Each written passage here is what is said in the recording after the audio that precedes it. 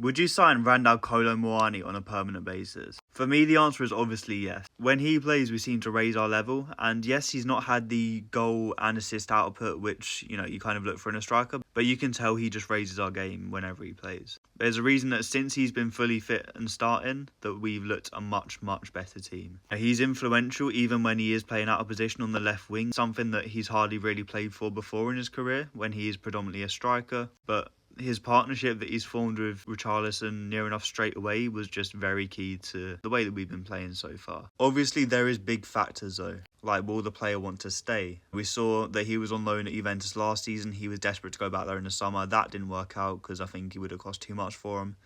So, will it be he's at Tottenham this season? Will he kind of fall in love the same way at Tottenham as he did with Juventus, etc.? And another point is how much he would cost as well, because he cost PSG over 90 million euros. He's a player that's not made a return on their money for him. The teams which he's been loaned to, Juventus, they got good value for him. And Tottenham, we looked at him before he went to PSG. Of course, we're not going to offer up the same amount of money as they did, and we're not as appealing as they are. But now at this stage, a few years down the line, he's a player which, his value would have decreased slightly as well. But without an obligation or an option to buy in the loan terms, then Tottenham, they do have a struggle to kind of, if they did want to make it permanent, try and get it on their terms. He might have an amazing season and PSG just raise the money and Tottenham can't get him. Or someone else more appealing and more wealthy can come in and sign him if he does have a really amazing season. So then it does fall to whether the player wants to stay and kind of prioritises a move to Tottenham. But you would also feel that PSG might just want to cash in on their losses and just kind of get the money for him.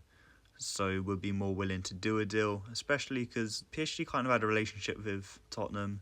Yes, it was mainly Daniel Levy who was a bit more buddy-buddy, so I don't know what his relationship is like with the current Lewis family and the board. But, it's a deal that could definitely be done. It's been a solid start for him. Hopefully the injuries and the stoppages and just missed games are out of the way.